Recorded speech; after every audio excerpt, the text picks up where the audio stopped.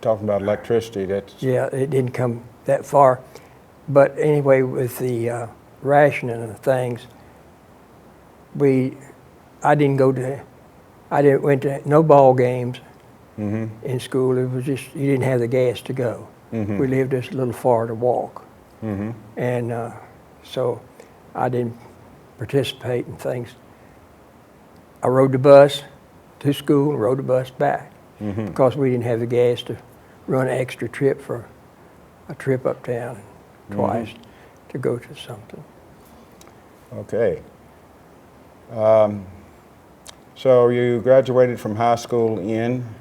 I graduated in high school from in 29th of May, 1944. 1944. And of course, I had to register for the draft. My birthday being in March, I think it was in April that I had to go take a physical. And so when I passed, they said it wouldn't be less than 30 days before they'd call me up, and not more than 90. So my 30 days was up about the middle of May, so I had thoughts of maybe not being there for graduation. I think maybe I would have gotten my diploma anyway, but that was a worry. You spent that time, you wanted to graduate. And but my 30 days passed, and then I started looking for a job. Nobody wanted to hire me because that day might be the day that I got my notice and I had to. But it ran on past the 90 days. And it was the 29th of September before they called me up, which in lots of ways was a blessing because the war began to go our way a little better. And I had some apprehensions. I had a friend that was a conscientious objector, and we thought about that. But I had tried to join the Air Force earlier. I took a course in high school, aviation and meteorology, and I was interested in it. I can remember when I was younger, when an airplane came out, we all ran out to look at it. So I was fascinated with that, and I was interested in it. But I didn't, well, I was a religious type of person. I took my religion serious, and I believed in prayer. And I didn't really want to kill anyone. And I used to pray that I wouldn't have to kill anyone. But the good Lord took care of me. And the stalling tactics, had I been called up earlier, I probably would have been in the Normandy conflict. And that extra couple, 3 months helped. And then other things along the way, stall tactics helped. When I got on the boat to come to the Philippines, it went all the way down to New Guinea and made 2 stops there. And we met with convoys, which moved real slow. And then we went up to another spot and got a little bigger convoy, and that moved up. And then moved up to Leyte. We got off there and spent a week or so. And then we got on another convoy and went up to Luzon. And that's where we were replacements up there. Well, on a day-to-day basis, what did you do? on these convoys and things? We was What- just on ships, and there wasn't much to do. Wasn't much to do then. No. They didn't feed you but 2 meals a day. Mm-hmm. And, What was that like? Well, wasn't enough for me. But you didn't have you had to take baths in salt water, Mm-hmm. which is kind of hard to get the soap to lather, Mm-hmm. and not comfortable. I spent a lot of time on board ship. Another stall task. Well, that was the good Lord stalling it for you. You're right, right. And the U.S. Army and the government helping. Yeah, yeah. Well, so you're in Luzon, and what was life like there? Well, we went and stayed there a few days, and they started calling up fellas, and they were gone. They go to replacements, different places you never knew. Mm-hmm. They called him in. That's the last you ever saw of him. Mm-hmm. And finally, they took the group that I was in, and we got into a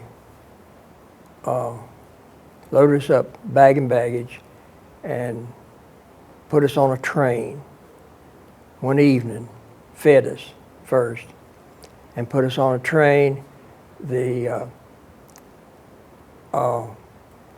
cars had been converted with just benches, wooden benches, set down the middle, down each side, and you had your you had your backpack, and you had your duffel bag still, and we rode that train all night long. Mm-hmm. It stopped for other trains to go by and different things like that, but very uncomfortable when you were sleepy, and unless you could sleep sitting up with the train stopping and starting.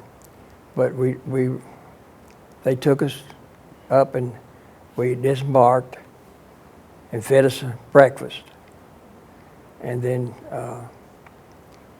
loaded us in trucks, and we started up into northern Luzon, and we still had no rifle, but as you went up, you could still, in distance, sometimes hear the boom of big guns. So we drove up in the mountains, and of course it was high altitude where we went. I don't know I can't remember. I looked it up, tried to look it up last night and couldn't find it. But as I remember, they took us up, and we got off at it began to be, the mountains was high, and so we were just milling around, and I can remember shortly after we got off, an enormous explosion, and they had two guns down in there. I guess you'd call them guns, that I think shot 14 miles. Mm. And they went off. Of course, it scared us to death. We didn't know they was there. So during that afternoon, that's when they issued us rifles and gave us 4 or 5 rounds of ammunition and said go up there and shoot them, see if they work. But they were coated in grease, and we didn't have facilities really to clean them very well. We just get reeds out from us there. There's a lot of reeds grow higher in your head, and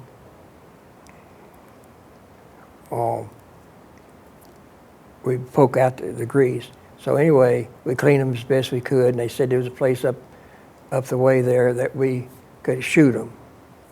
Gave us a few rounds of ammunition. I didn't use up all of mine. I thought I ought to keep something because it became obvious. While we was up there, we heard a shooting, and we had a tent that the cooks maintained, is fixing to feed a meal. And this Japanese had come in and took a shot at the cooks. And then they sent a patrol out and got him. And that was the first Japanese dead that I had seen. Mm-hmm. And he had a bad wound on his leg. And apparently was walking with a stick and been left behind, and he was just doing what he could. So that night we had to, we wasn't organized into companies. In other words, the fellow that you might be friends with might be a replacement for a different company than you were going to.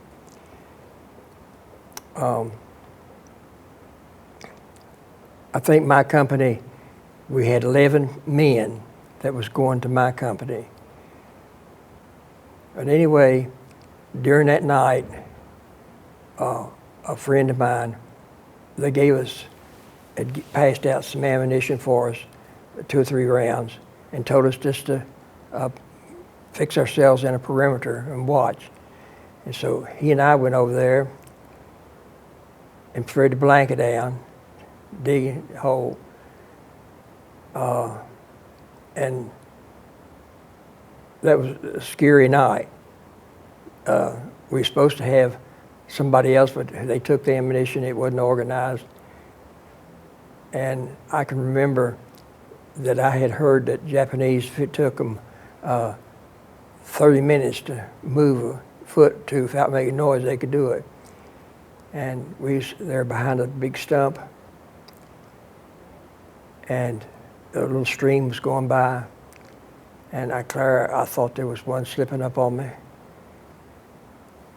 but I just held off shooting and kept on, and come to find out, it finally jumped out. It was a frog. And that was a relief. Then the next morning they fed us and put us in trucks and took us further on up in the mountain. Mm-hmm.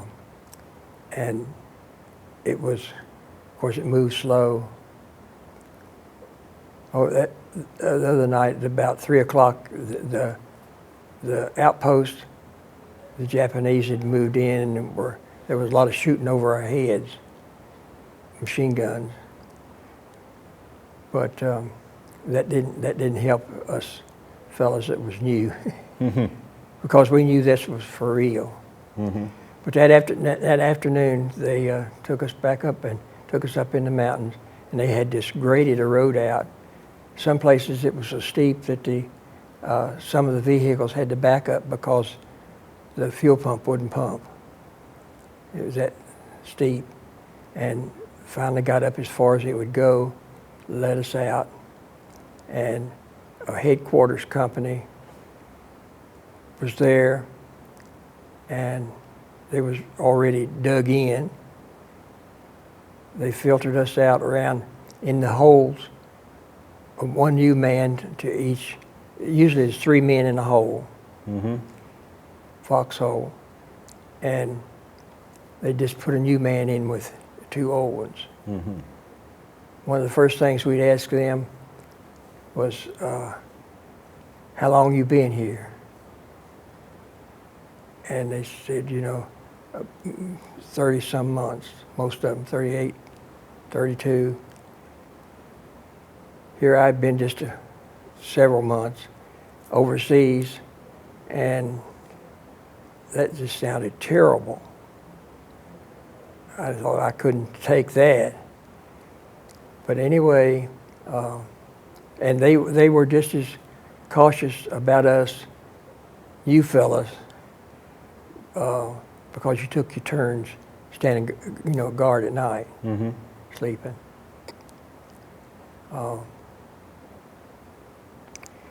There was a tank up there that the Japanese they were really guarding. I had a tank at that time. Mm-hmm.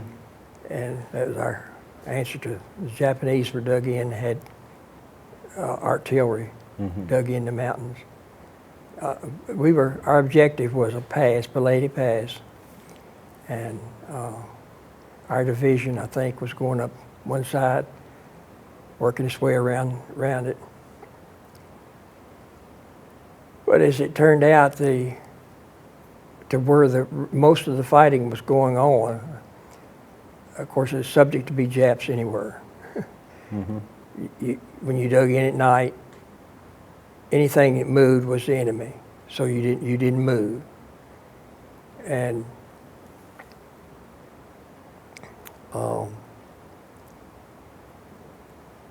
so it seemed like we wanted to fight in the daytime, they wanted to fight at night. And but the supply line, so we were used to help and protect the supply line. Mm-hmm. And our group, they took us in about halfway, I'd say, at the time. And we dug in as a expansion of the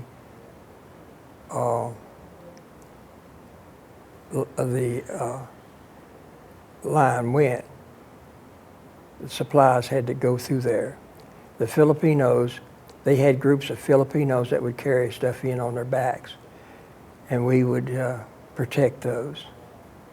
But at one point there, it took a day and a half we would carry supplies in or protect them. Sometimes we carried supplies too. To protect them and to help them carry it in. The rations, had to have rations for us and the others. So it was a long time before the company that I was assigned to, it was a long time before we joined that company. Mm-hmm. And we were taken for patrols, different things that we had to do. But I was fortunate. They came in 3, 4 holes from me nearly every night, Mm-hmm. but never come down to my hole. And I never had to fire a shot. One time on patrol, when we were carrying the supplies up, between me and the next fella, the bark started flying off the tree. Mm. That was a machine gun, the Japanese machine gun shooting through that kind of a clearing-like place. And then one time,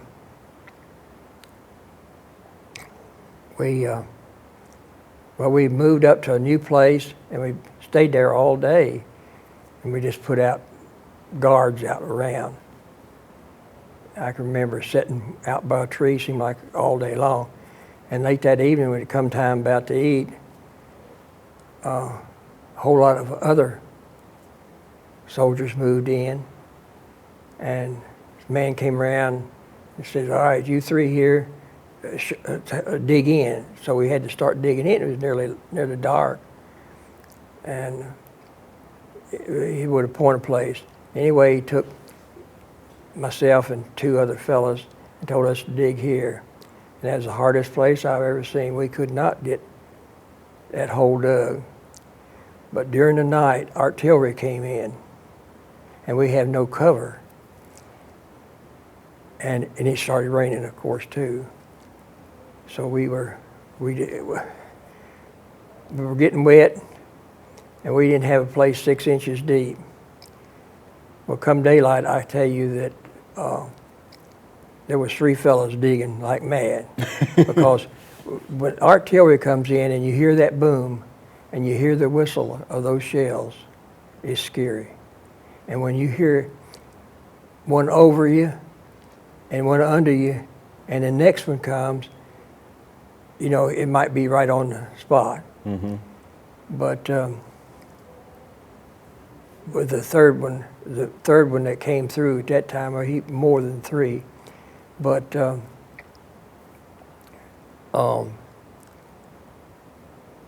the fortunate thing was we heard it through see if the shell hits the trees. We were in a lot of, where we were was kind of a semi-jungle type of place, very, very thick.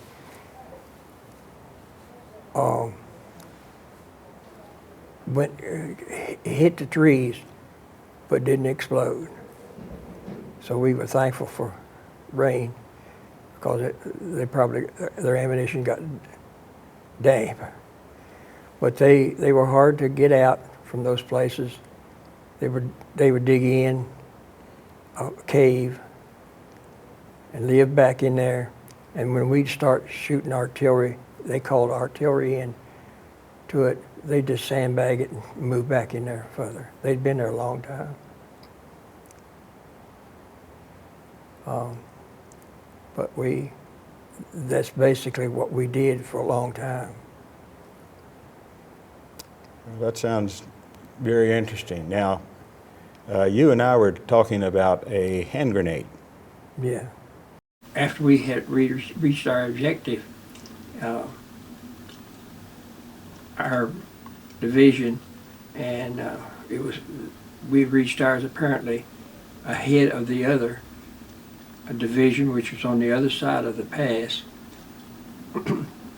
And so I had this hand grenade, and I just thought that a memento of us reaching our objective and where it was, that I carried this thing for a good while and hadn't had any occasion to use it. So I took it and unscrewed it and poured the TNT out and threw the end into a foxhole, and that it exploded. The foxhole part of it had a cover over top of it, and I went there and found the pieces and put it back together. Would you mind showing us how you got that thing unscrewed and everything? Yeah, you just take it and unscrew it.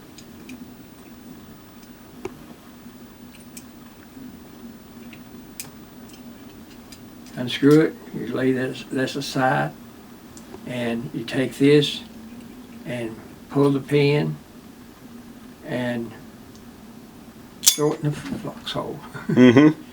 And it popped, and then in 4 seconds it explodes. Mm-hmm. So I understand that you all were not allowed to take pictures. Oh no, well, we didn't, nobody had anything. No, you weren't even supposed to keep a record. Mm-hmm. But I had a little calendar in my testament, and some places I aligned some things at marching, but no, you just had to try to remember on member. So I spent about a little over 2 months of time, foxhole time, and during that time, I went at one time a little over 2 months without a change of clothes. Mm-hmm. I did have an extra pair of socks at a time or two when I found a little stream of water. I had them with me, and I'd put them in there and squeeze them out right quick, and we'd be on our way. Mm-hmm. Did you have any trouble with lice or? No. No, not there. Okay. No. You see, it was the rainy season set in. Mm-hmm. Just before we came up here, it started raining, and it would start raining the next day, just a little bit earlier, until you got there about a week that it about rained all the time. Mm-hmm. And of course, with 3 men, you had 3 ponchos. Mm-hmm. And you took 2 of them, one to cover over, and you would, of course, we cut down trees with a bolo knife, which is a long knife, and cut them up and put them across the hole to protect from artillery. And so you covered that with one of the ponchos. The other one, see, somebody had set up at the bottom of your feet, but you laid in there pretty close. In other words, you turned over when the other person turned over, mostly. But he said it, the other one set it to feet. And then when his time was up, he'd pass the watch off to you. And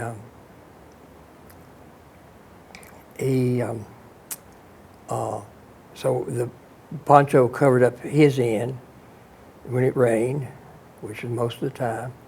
And you put the other one over top of the logs you laid across in the dirt, you put on top of that. So when it rained and you had to get out, you didn't have a poncho. We laid the other one in the bottom. And if you stayed there, you would usually make your foxhole a little better every day to have something, if you wasn't on patrol, or something to do. I remember seeing ferns grow that was much taller than I had. Little ferns like at home, they'd only be a foot or two high. This thing was higher than my head.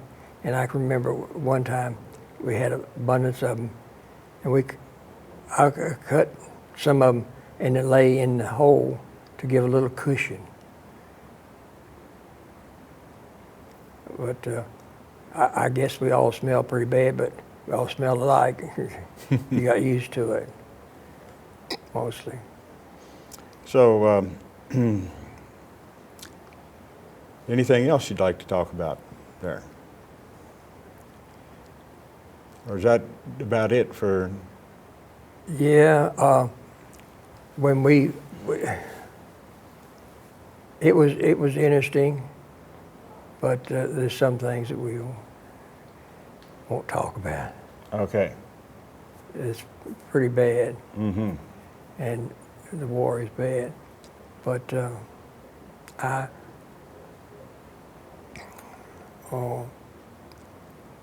I kept up with my religion.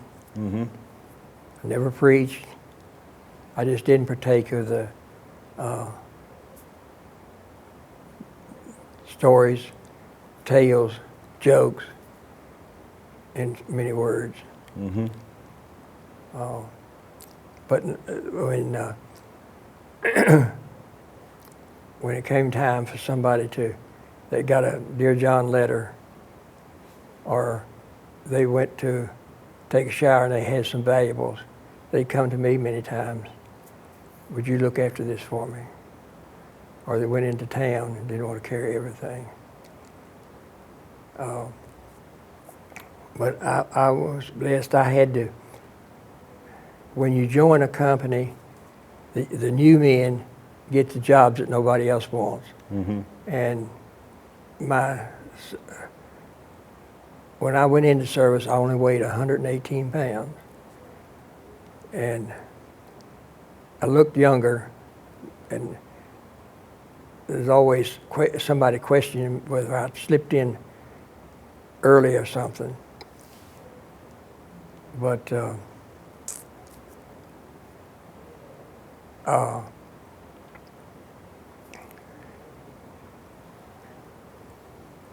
of course didn't. And but I was telling you about jobs. They have a gun that they called a BAR. It weighed more, and ammunition for it, because it would shoot 20 times. You could pull the trigger and then shoot 20 rounds without stopping, like a machine gun. The ammunition eat up pretty fast. And my experience with them, they used to malfunction when I was in training. So I didn't want one of those. So they said you had to be a scout. Well, the scout's the man that goes out a good bit ahead of everybody else and looks. I took that because at home I used to go through the woods. I didn't hunt for the sake of shooting something. I went to just see if I couldn't spot a squirrel or a rabbit and watch it and be quiet and move through the woods without making lots of noise. Some of the fellows that would walk out there, you could hear them before you could see them. Mm-hmm. But the advantage of that is that you have 2 scouts per squad, and I only had to go, because it was so dense, we just used 1 scout. So therefore, I only had to go half the time. Mm-hmm. And so that was a plus, because sometimes the patrols we went on, we didn't see a thing, and the others did. And I was fortunate not to run it. I was on a patrol one time when we captured one. Mm-hmm. We ran upon him. He'd been injured, and his buddies had left him, gone off and left him. And he just had a stick, and he had a wounded leg also. This one time I can remember when he started yelling at us, that I pushed my rifle off safety. Mm-hmm.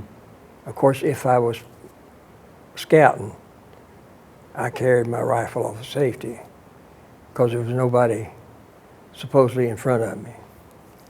But seldom did I ever push my rifle off safety. Mm. Well, so how did the war end for you? Well, we finished, and they brought us back down into the flatlands, I think, of Luzon, and set up a camp for us, and we started getting replacements with our, we had 11 men that was a replacement at the time I was in my group, and only 9 of them was able to join up. Mm-hmm. The others was wounded, and one of them may have been killed. I wasn't sure whether he died or not. Mm-hmm. So we moved back. We made 87 men. The company's got about 200 men, counting the cooks and things. So that puts about 180 so men on the fighting Mm-hmm. range. So where were the rest of them? That's not very good. And so we came. They brought us back down in the plains, and we got a bath, clean clothes, new clothes, and got mail. And so they started training us right away for amphibious landings. Mm-hmm. As we were getting new replacements, we were placement. And my space place on one of these LSTs that drops the front end down, and they run up on the beach. My place was a second man off on the right-hand side. Mm. And so we were training, amphibious landing on Japan, which would have been another Normandy. And then when the war was over, we started training. I thought that I was going to come home. Mm-hmm. After the war was over and I'd been in combat, I thought that I'd get to come home. And I read some letters just recently that I had written my sister, that she kept. And I really thought I was going to come home. But no, I had to go on the occupation force. Mm-hmm. But today, I'm glad I did. So you went to Japan? I went to Japan, occupation, yeah, Mm-hmm. for over a year. And because we were really kind of taught to hate the Japanese. Mm-hmm. They were bad people. But really, I found that they were very gracious, and they were as happy as we were that the war was over. Mm. And I had a friend, became a friend because she did my laundry. for a bar of soap. You give them a bar of soap to do your uniform, and they would do it, iron it, starch it for that, what was left out of that bar of soap. And I know we went out there on New Year's Eve or sometime. We ate with that family one time, and there didn't seem to be any hard feelings. And this, where we were, was at an airfield where they assembled airplanes and flew them off. And we had bombed it heavily. And I think that her mother had been killed. But they didn't seem to be any hard feeling. And we would visit with them sometimes, just go out in the evenings for a bit, take a magazine. They couldn't speak English and we couldn't speak Japanese. And we would try to look in a magazine and see what it was doing and tell them what that meant, and they'd tell us in theirs. So we were learning on both sides. But I was really surprised and was glad that I have a better feeling about them than what we were taught. So 1946, did you finally get to come home, or? Finally, yes. In November. Okay. And so had you been married when you went over? Or? No. That would have been a little bit early, wouldn't it? Right after high school. Well, some did. And no, when I went to Japan, we were so under strength that there was a lot more paperwork to be done. And the company clerk, he and I had shared foxhole together quite a bit. And I know at the time I had guard duty one night and a KP the next because we were so under strength. That he came to me and said that they'd approved help for the company clerk. But since he and I had the same amount of points, and he had the rating, that if I came work, I wouldn't get his rating because we leave at the same time. So but I would have a Class A pass, so anytime he's getting off the base, I could go. And then we got to live in a barracks with the other company clerks, which was a little better average person. I mean, the others were, a lot of them were high school dropouts. But I remember that, well, I was going to tell you, that some, that when they found out I was going overseas, got married, and by the time they get over there, they get a notice that they'd had a baby born. And they got to go back home before we did. I didn't like it at the time, but that was all right. So you came back to the United States and you finally did get a job, I guess. Yes. It wasn't easy. Seems like I got late, and I worked at furniture plant. Did you take any advantage of the GI Bill, or did you want to, or? Well, I wanted to join the Air Force awful bad, and I passed the mental, and when I did the physical, my ear canals are very small. This fellow says, I can't see ear canals. Don't know if you got a eardrum or not. You got to have a good eardrum to be in the Air Force. So, well, whenever if you pass when they induct you in, that you can have a chance to come. When that happened, wouldn't nobody talk to you about it. So I used part of my GI Bill to learn to fly locally out at Lovingville. And Doug Blair and Wilbur Louis, they had been instructors in the service, and they had this little class out there in a few little airplanes, and I learned to fly. So you learned to fly, and then eventually you said you worked at the furniture plant, and then eventually you became a home decorator, didn't you? Yes, I was in business for myself about 30 years. 30 years. And you were in Sherwin-Williams. Yes, I opened the Sherwin-Williams store in 1958, I think. Mm-hmm. So, how long have you been retired? Or are you actually, that's a good question. Are you retired? Because I know just a few years ago you put up some drapes. I didn't renew my license last year. Renew your license? My business license. Mm-hmm. You didn't? I didn't. So I guess that's when I quit. Okay, last year. So you only made it to 88 or so? Yeah. Okay. Well, we sure do appreciate you giving us all this information and giving us a real good, clear idea of what it was like to be in the jungles of the Philippines in World War II.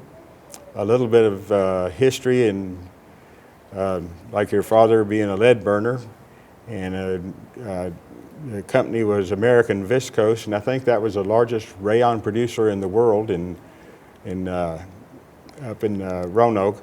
And I guess he went to a lot of other places too. Oh yeah. We lived in Parkersburg, West Virginia twice. Mm-hmm. And I told you about Fredericksburg. They were the main ones that I can remember. Mm-hmm.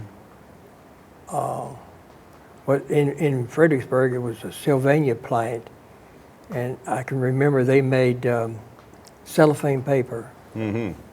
and we always had plenty of. Cellophane. Yeah, it was a novelty. Mm-hmm. It was a novelty. But Pulaski was always our home. Pulaski's always home. Yeah. Sounds like a good one. And of course, was the farm or that you stayed at where your house is right now? That was part of it. Part of it. Mm-hmm. Mm-hmm. The original part, he bought that a few years later after we right, the part where the church is. Mm-hmm. He bought that later after we came here to stay. Mm-hmm.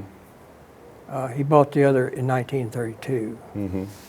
And we built a 3-room house. Mm-hmm. No back door. This is during Depression.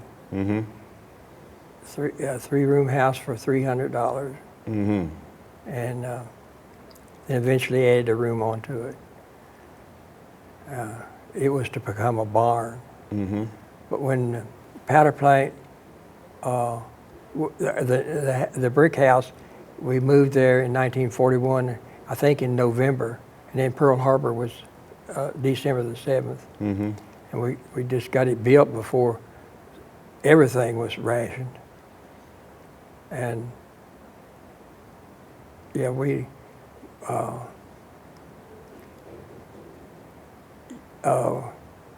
got it moved in November. Mm-hmm. And then I was just starting to high school. Mm.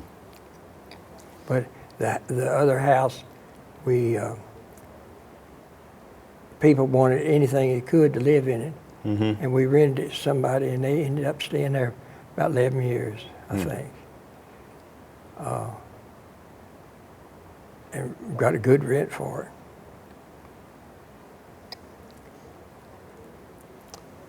Well, thank you. Okay. Unless there's anything else you want to talk about.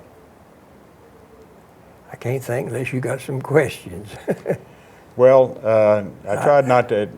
I had some questions. I think you answered most of them, though. Okay.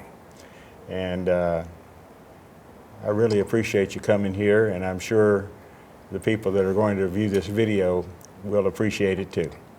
Thank you. Yeah.